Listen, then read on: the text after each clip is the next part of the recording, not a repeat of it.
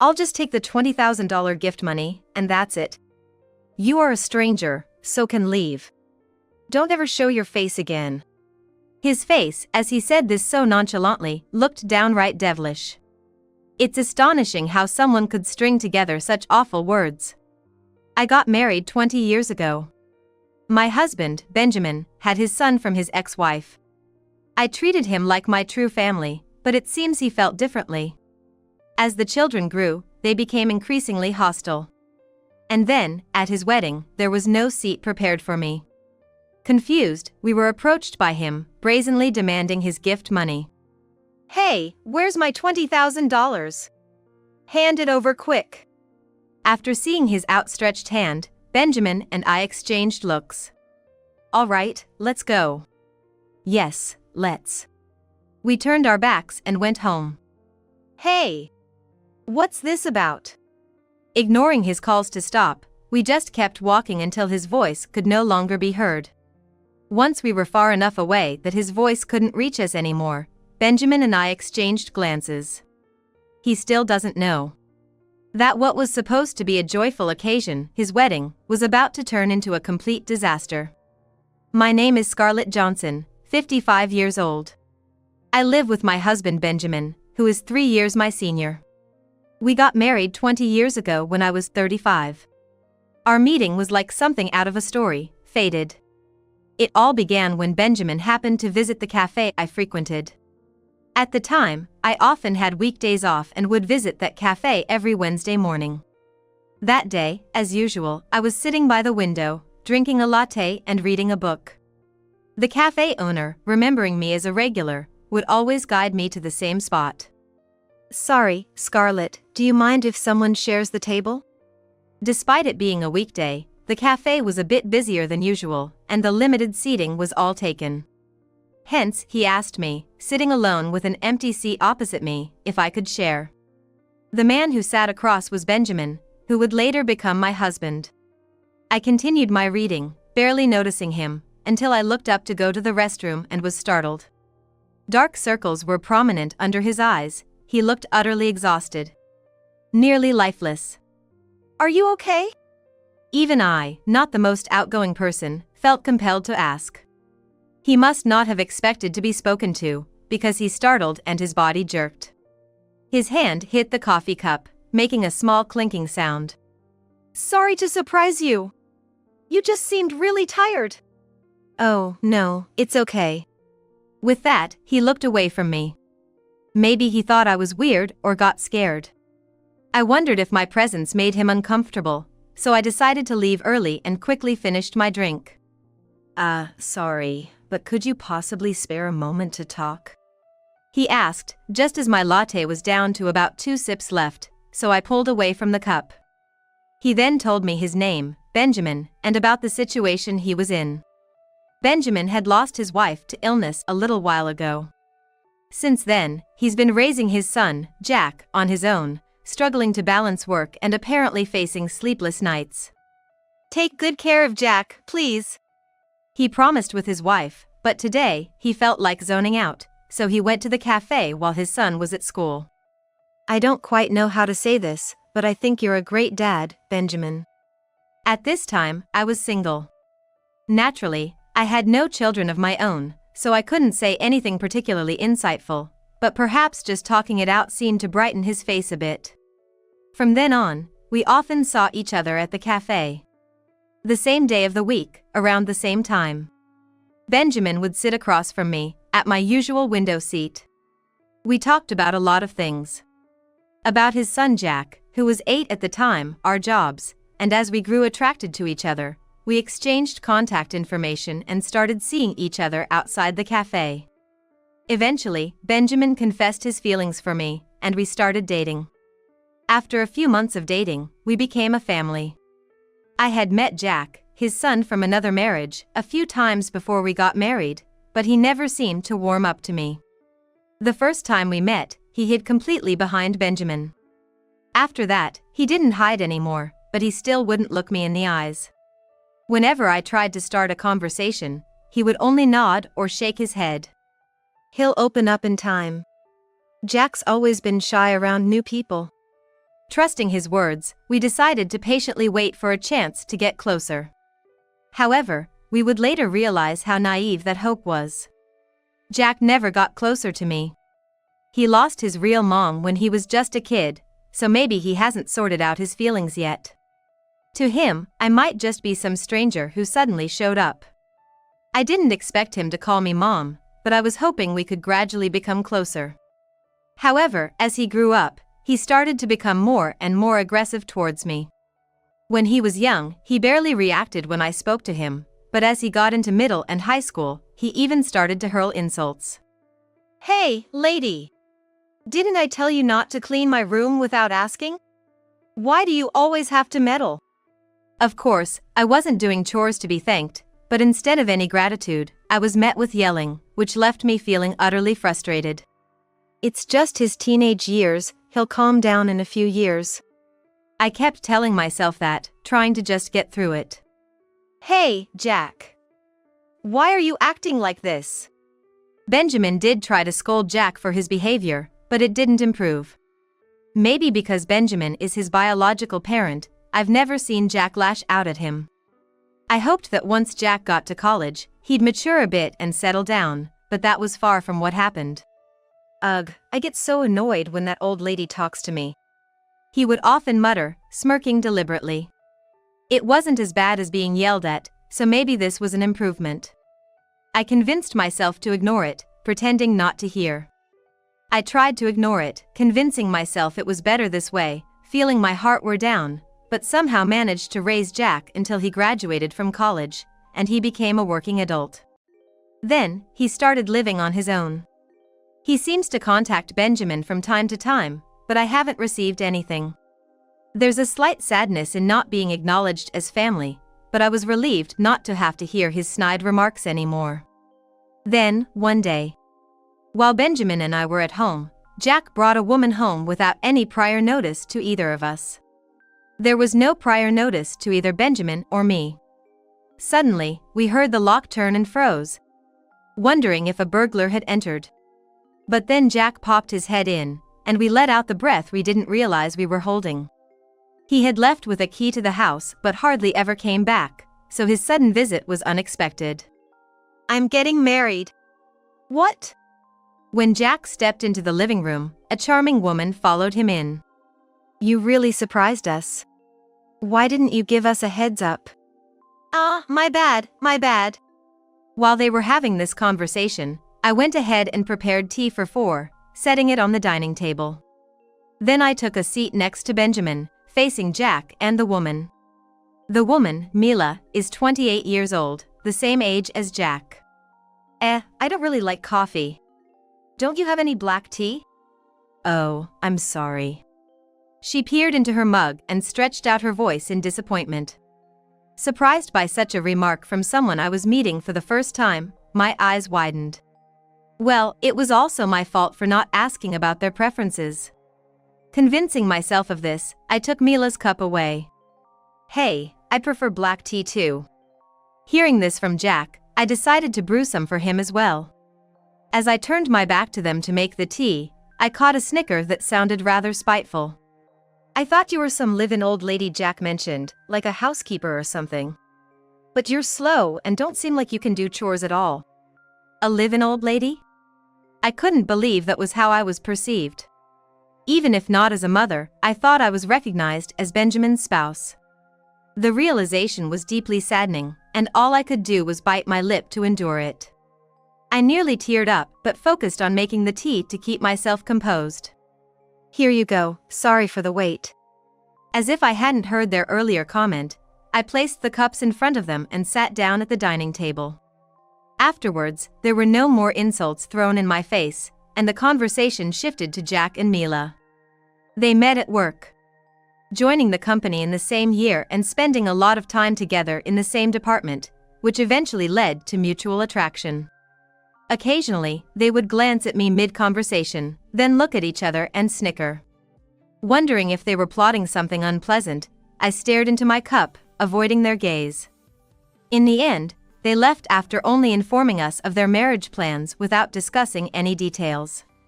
Later, Benjamin received a follow-up call, and it seems they've set a date for the wedding. And then, a little while later, the day of their wedding arrived. Dressed in formal attire I seldom wear, I felt my posture straighten. The venue was very grand. Pure white walls, a large wooden door adorned with decorations, stained glass embedded. The landscaping within the premises was meticulously pruned. We headed straight for the reception. Upon giving our names, the receptionist gave us a puzzled look. Seeing this, Benjamin and I wondered if there was something amiss. I had expected us to be smoothly guided to our seats, but that was far from the case. In fact, the receptionist began calling over another staff member nearby. As Benjamin and I exchanged glances, wondering what was going on, the receptionist awkwardly avoided eye contact and said, there is a seat for Mr. Benjamin Johnson, but there isn't one for Mrs. Scarlett Johnson. What? What do you mean? Despite nothing being wrong on our end, the receptionist bowed apologetically. Your name wasn't on the guest list to begin with. That can't be. Could it be that the two main characters of today had orchestrated this? Other guests waiting in line at the reception were watching us, wondering what was going on. We decided to step aside for a moment to let others check in. What's going on? Why isn't Scarlett's name on the list? As Benjamin murmured this, a figure approached us. It was Jack, looking utterly pleased with himself. Hey Jack, what's this all about? My name was the only one missing. Was it some kind of mistake? Huh? No way. Of course, I did it. I had asked, hoping against hope, but was bluntly denied. Why would you do such a thing? Why? Because there's no point in inviting someone who's not related by blood, right? I don't consider you my mom, after all. That's... So, all this time since the remarriage, he had thought of me that way. Although I had vaguely known, hearing it from him directly made my heart ache. Mila also said we shouldn't bother inviting that old lady. But of course, Dad, you're welcome to attend.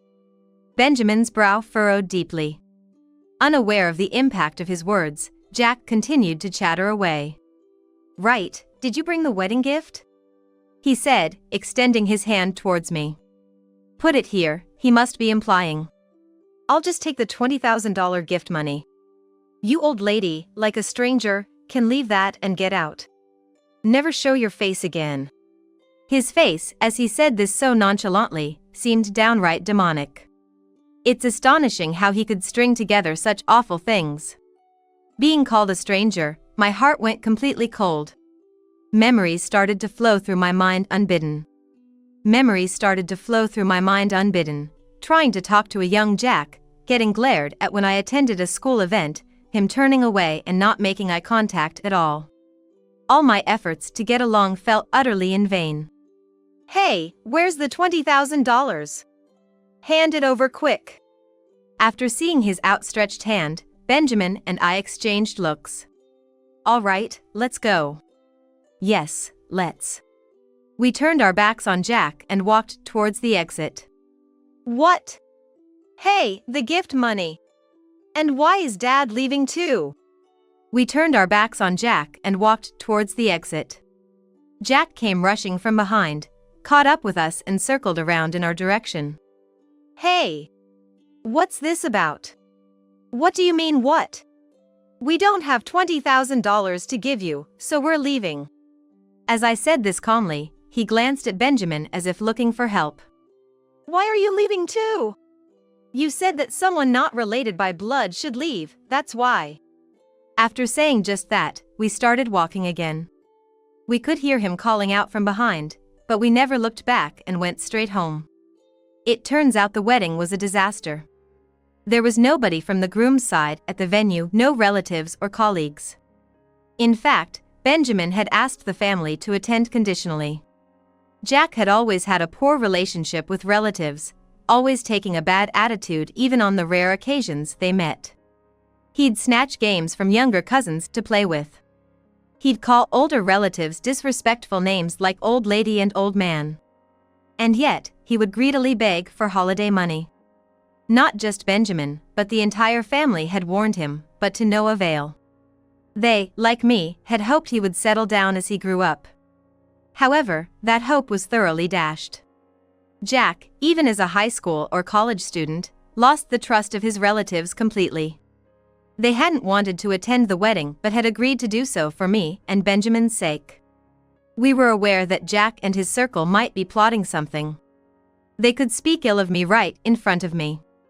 It was unlikely they'd let me attend the ceremony normally. Mila, likely sharing a similar mindset with Jack, must have conspired with him. Anticipating this, we had already spoken to everyone beforehand. If anything happens, you don't have to stay at the ceremony. We'll leave, so feel free to go as well. The relatives all nodded firmly. And it wasn't just the relatives who had agreed to attend conditionally. The company colleagues were the same. In fact, Benjamin is the CEO of his own company. Jack had struggled with job hunting in college, failing to receive any job offers. Seeing this, Benjamin had pulled some strings to get him a position in a subsidiary of his company. Dad, thank you so much. I'll work hard not to disgrace you, he had said, completely forgetting those words as his work attitude was poor. He frequently arrived late, left early under the pretense of illness, and fell asleep during work, among other issues. His performance was the worst in the department. Initially, Benjamin had covered Jack's rent for the apartment he lived in after graduating from college. Cancel the apartment lease and come back home. That should reduce your tardiness, he often said, but each time, Jack would show a semblance of remorse. Yet, a week later, the cycle of tardiness would repeat. Once Jack started paying his own rent as work stabilized, the pleas to return home were ignored. Benjamin often made phone calls at home to the subsidiary company about Jack. The topic, of course, was about Jack. I'm really sorry for the trouble. I keep hoping he'll improve as he gets used to the job, he'd say before ending the call, often followed by a deep sigh that I frequently witnessed. He'd change as he grew up. He'd change as he got accustomed. Those hopes were consistently crushed. Indeed, Jack's work attitude never improved. He also lost trust among company colleagues. When Benjamin set conditions, the relatives and colleagues nodded in agreement. Thus, the wedding venue, with empty seats for family and company associates, had an almost hellish atmosphere.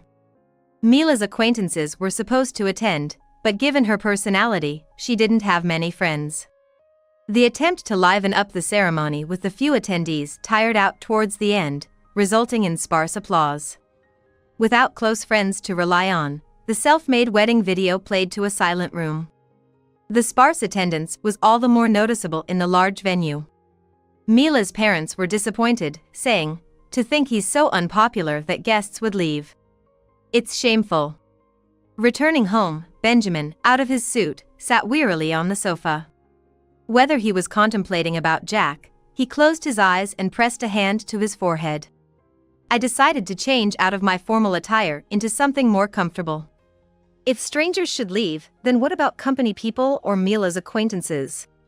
They'd all be unable to attend. I whisper this jokingly, but no matter what I say now, I can't undo that wedding. The formal wear we had carefully prepared ended up being taken off shortly after. I wondered when there would be another occasion to wear it as I hung it up on the hanger. Following that, Jack's calls didn't cease for a while. Initially, they were only directed at Benjamin, but soon after realizing he wouldn't answer, Jack started calling me too. It was the first time Jack had ever called me. Reluctantly answering due to his persistence, I could hear his voice trembling with tears over the phone. "Dad, please don't abandon me. I'll apologize for that day." "You should be apologizing to Scarlett, not just for now but for everything you've done to her over the years," Benjamin responded before hanging up, only for the calls to resume shortly after. With a resigned tone, Benjamin revealed a truth to Jack.